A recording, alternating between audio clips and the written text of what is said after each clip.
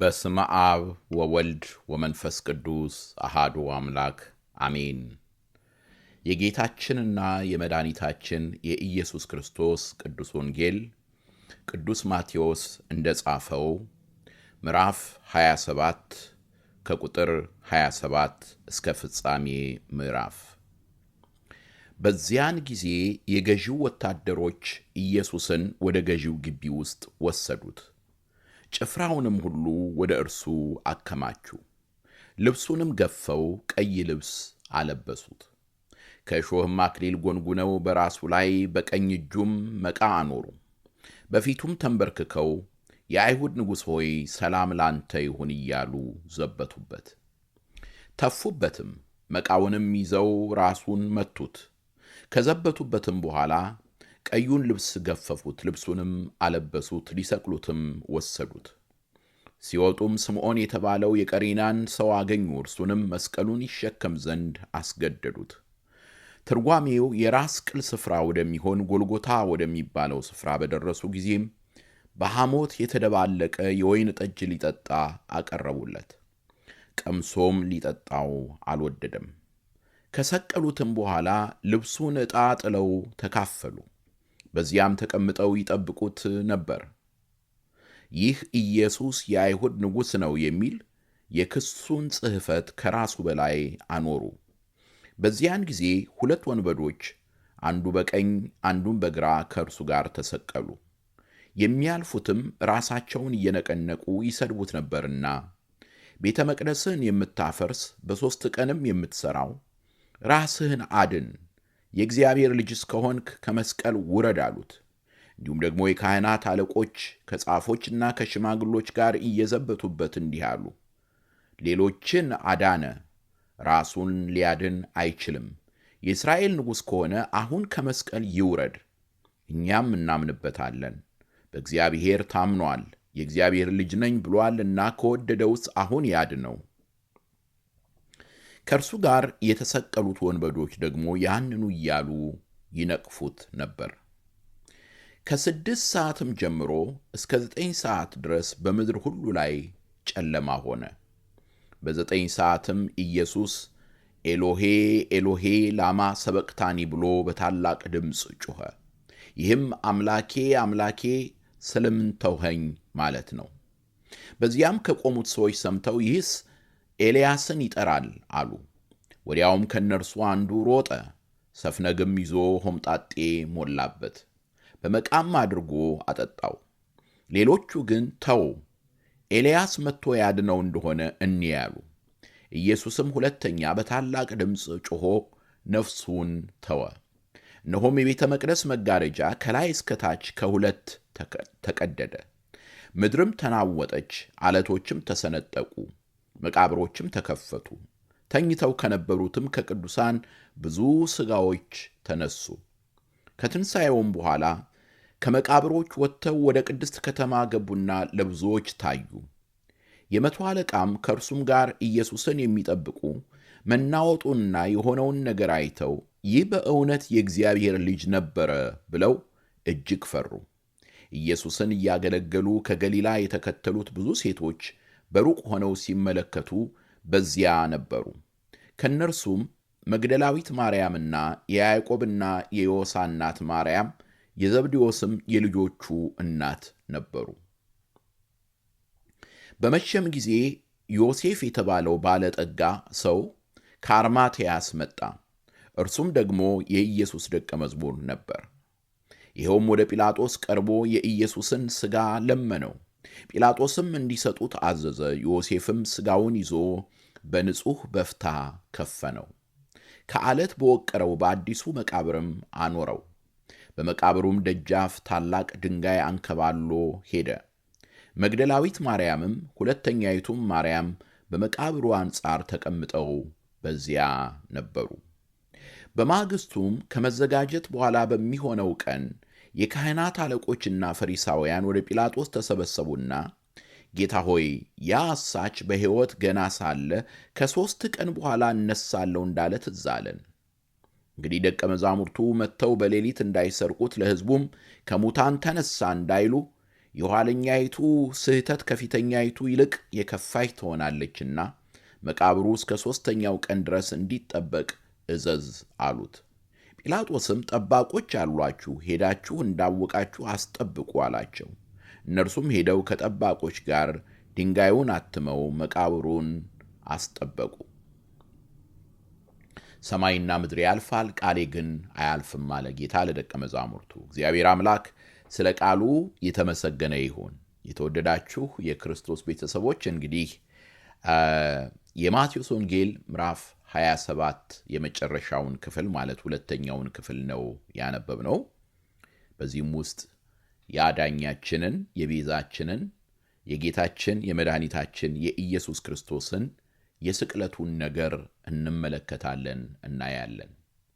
በጌታችን በመድኃኒታችን በኢየሱስ ክርስቶስ ስቅለት ውስጥ የሰው የጭካኔ ጥግና የእግዚአብሔር ዘላለማዊ ፍቅር በአንድነት ተገልጧል። ሰው የመጨረሻ ጭካኔውን የገለጠው በስቅላት ሞት ነው። ሮማውያን እንኳን እጅግ ዘግናኝ የሆነ ግድያ ወይም ደግሞ እጅግ ዘግናኝ የሆነ አገዳደል ስለሆነ ለዜጎቻቸው የማይመኙት መሆኑን ለመግለጥ በሕጋቸው አስገብተውታል። የሮም ዜጋ የሆነ በስቅላት እንዳይቀጣ የሚል። ስለዚህ ሰው ፋርሶች ናቸው መጀመሪያ የፈበረኩት ይህንን አገዳደል። የሰው የጭካኔ ጥግ የተገለጠው በመስቀል ነው። በመስቀል የራሱን ወገን የሆነውን በመግደል ማለት ነው። ስለዚህ ጌታችን መድኃኒታችን ኢየሱስ ክርስቶስ የመስቀልን ሞት ነው የመረጠው። እዚያ ፊልጵስዩስ ምዕራፍ 2 ላይ እንደምናገኘው እስከ መስቀል ሞት የታዘዘ ሆነ ይላል። በሌላ በኩል ደግሞ የእግዚአብሔርን ወሰን የሌለውን ፍቅሩን እንመለከታለን እናያለን። በሁለተኛ ቆሮንቶስ ምዕራፍ 5 ላይ እንደምናየው እግዚአብሔር በክርስቶስ ዓለሙን ሁሉ ከራሱ ጋር ያስታርቅ ነበር። በመስቀል ላይ ጥልን ሲገድል እናያለን። በመስቀል ላይ ሞትንና መውጊያውን ለአንዴና ለመጨረሻ ጊዜ ድል ሲነሳው እንመለከታለን። ከትንሣኤ ቀን ጀምሮ እስከ በዓለ 50 ድረስ ቤተ ክርስቲያን እንደምትናገረው እንደምታስተምረው በሞቱ ሞትን ድል የነሳበት ስለሆነ የመስቀሉን ነገር ስናነሳ እንደ ጥቃት እንደ ቪክቲም አይደለም የምናየው፣ ድል አድራጊነቱን ነው የምንመለከተውና የምናየው። እና በዚህ ውስጥ የሰዎችን ተላላነት፣ የሰዎችን ስንፍና እንመለከታለን። የእግዚአብሔርን ራሄ እንመለከታለን። የዲያብሎስን ተንኮል እንመለከታለን እናያለን። የመጀመሪያው የምናየው በመስቀሉ ዙሪያ የነበሩትን ሰዎች ነው የምታዩዋቸው። የተለያዩ ሰዎችን ታያላችሁ። የተለያየ አመለካከት፣ የተለያየ እይታ የነበራቸውን። ለምሳሌ የሃይማኖት መልክ የነበራቸው ነገር ግን ኃይሉን ይካዱትን ማለት በክርስቶስ ላይ ይቀልዱ የነበሩትን ይሳለቁ የነበሩትን የሃይማኖት መሪዎችን እንደዚሁም ደግሞ ወታደሮቹን ሁሉ እንመለከታለን ያለን። በተለይ ወታደሮቹ ጌታን እንዴት ይሳለቁበት እንደነበረ ማቴዎስ በጥንቃቄ ነው የጻፈልን። ቀይ ልብስ አልብሰውት ልክ እንደ መኳንንት የሆነ በራሱ ላይ የሾህ አክሊል አድርገውለት ከዚያ ደግሞ ልክ እንደ በትረ መንግስት ደግሞ በትር አስይዘውት ይቀልዱበት እንደነበረ እናያለን እንመለከታለን። ይሄንን ስናይ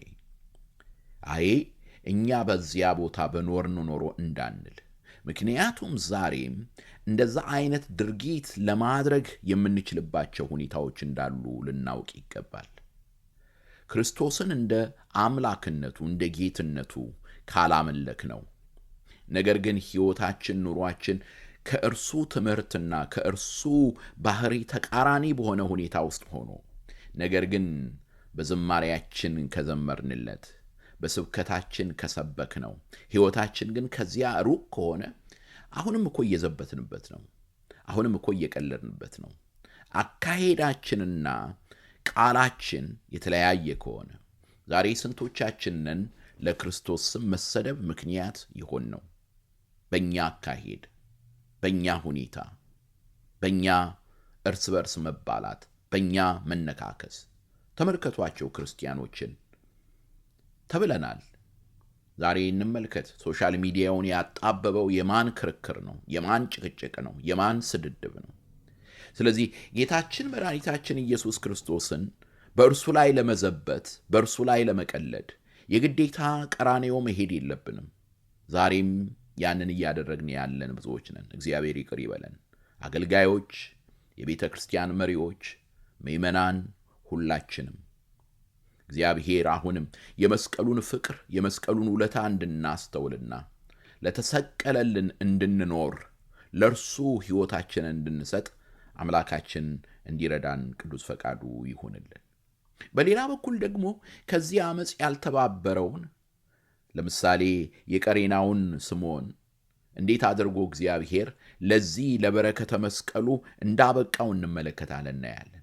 ለዚህ በረከት ያበቃው ማለት የጌታን መስቀል ለመሸከም ታድሏል። እንዴት አይነት መታደል ነው! ለዚህ ያበቃው ምክንያቱም ከጩኸቱ ከሌላው ነገር ጋር ባለመደባለቁ ምክንያት ነው። በዚያ ሰሞን በሚከናወነው ዓመፅ እሱ አብሮ ተባባሪ አልነበረም፣ አብሮ ጯሄ አልነበረም። ስለዚህ ጎትተው ወስደው መስቀሉን እንዲሸከም አደረጉት። ወንጌላዊው ማቴዎስ ስሙን ጠቅሶ የጻፈልን ምክንያቱም በቤተ ክርስቲያን ታሪኩ ስለታወቀ ነው። የቤተ ክርስቲያን ሰው ስለሆነ ነው። ኋላ የተሰቀለውን ክርስቶስን ስላስተዋለ ከጩኸት በራቀ መንገድ፣ ከግርግር በራቀ መንገድ፣ ከዓመፅ በራቀ መንገድ ስላስተዋለው ስለተመለከተው እነሆ ከበረከተ መስቀሉ ተሳታፊ ስለሆነ መጨረሻ ላይ ልቡን ሰጥቶ ነበር። ወንድሞቼ እህቶቼ፣ ዛሬም የክርስቶስን ድምፅ መለየት የምንችለው የክርስቶስን ነገር ማስተዋል የምንችለው በሕይወታችን የሚከናወነውን በኑሯችን የሚከናወነውን ከዚህ ዓለም ግርግርና ከዚህ ዓለም ጩኸት ገለል ስንል ነው።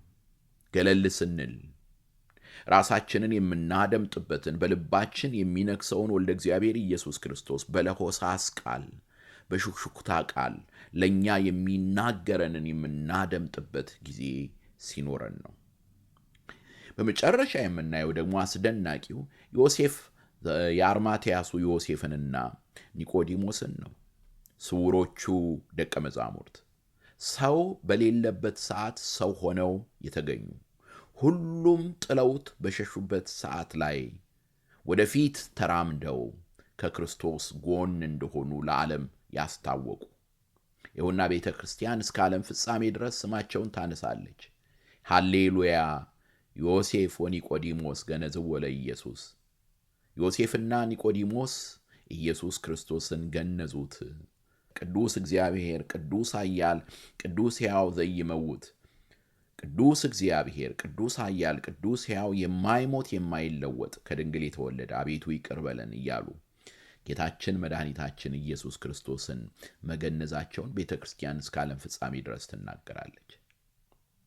ስለዚህ ይሄ ነገረ መስቀሉ በዚህ ምዕራፍ ብቻ አንብበነው ምንተወው አይደለም። ቅዱስ ጳውሎስ እንደተናገረው እኛ ግን የተሰቀለውን ክርስቶስን እንሰብካለን እንዳለው ብሉይ ኪዳንንም እናንብብ፣ አዲስ ኪዳንን እናንብብ፣ የማቴዎስ ወንጌልን እናንብብ፣ ወይም ደግሞ ኦሪት ዘጸአትን የሚቀጥለውን ክፍላችንን እናንብብ።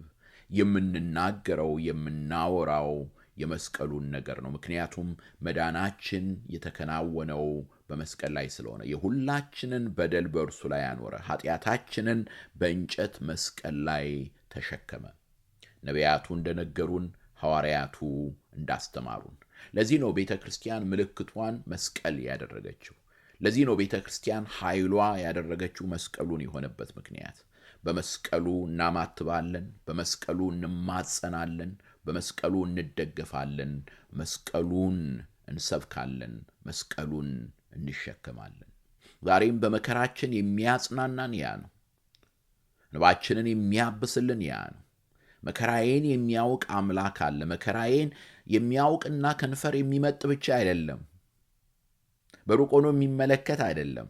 መከራዬን የሚያውቅና በሩቅ ሆኖ የሚመለከት ብቻ አይደለም፣ ነገር ግን በመከራዬ የተካፈለ ጌታ አለ። ሕማሜን የተካፈለ አምላክ አለ። መገፋቴን የተካፈለ አምላክ አለ እያሉ ሰዎች በመከራቸው ውስጥ እንኳን የክርስቶስ መስቀል መጽናኛቸው ይሆናል። እግዚአብሔር ይህንን ታላቅ ምስጢር ለእኔና ለእናንተ ስለገለጠልን ስሙ ከዘላለም እስከ ዘላለም ይክበር ይመስገን። የጻድቃን የሕይወታቸው የቅድስና ሕይወታቸው ምስጢር የዚህን የመስቀሉን ውበት ማየታቸው ነው። ሰማዕታት ሕይወታቸውን እስከ ሰይፍ ድረስ እንዲሰጡ ያደረጋቸው የዚህን የመስቀሉን ምስጢር ማየታቸው ነው። እኛንም ዛሬ የሚያራምደን የሚያቆመን ካልጋችን እንድንወጣ ቀኑን ሙሉ በጽድቅ እንድንመላለስ ለእግዚአብሔር ለሆነው ነገር ሕይወታችንን እንድንሰጥ የሚያደርገን የመስቀሉ ነገር ነው። በመስቀሉ ፍቅሩን የገለጠልን ወልደ እግዚአብሔር ኢየሱስ ክርስቶስ ስሙ ከዘላለም እስከ ዘላለም ይክበር ይመስገን፣ አሜን። እግዚአብሔር ይባርካችሁ። እንግዲህ የቀረን ማቴዎስ ወንጌል ምዕራፍ 28 ነው፣ የመጨረሻውን ምዕራፍ ነው። እግዚአብሔር ቢፈቅድ ብንኖር እንዳስለመድ ነው የማቴዎስ ወንጌል ምዕራፍ 28ን ላይቭ በቀጥታ እንማራለን። ሁልጊዜ አንዱን መጽሐፍ ስንጨርስ እንዳለ የመጽሐፉንም ይዘት እንደዚሁም ደግሞ መደምደሚያውን አንድ ላይ ስለምናይ በቀጥታ መደምደሚያ እናደርገዋለን። ስለዚህ የሚቀጥለው ክፍላችን ሐሙስ በሎስ አንጀለስ አቆጣጠር 8 o'clock ላይ 8 ሰዓት ላይ ወይም ደግሞ በኢትዮጵያ አቆጣጠር ደግሞ አርብ ከጠዋቱ 6 አካባቢ ይመስለኛል ባልሳሳት ሁላችሁም ፕሮግራሙን ላይቭ እንድትከታተሉ በእግዚአብሔር ስም አሳስባችኋለሁ። ያልማትችሉ ካላችሁ ደግሞ ያው ሪከርድ ተደርጎ በዩቲዩብ ላይ ይቀመጣል። እናም በዚያ ላይ የሚቀጥለውን ክፍል ደግሞ እንዴት እንደምናደርግ አብረን እንነጋገራለን። ያስተማረን የመከረን የአባቶቻችን አምላክ ስሙ ከዘላለም እስከ ዘላለም ይክበር ይመስገን።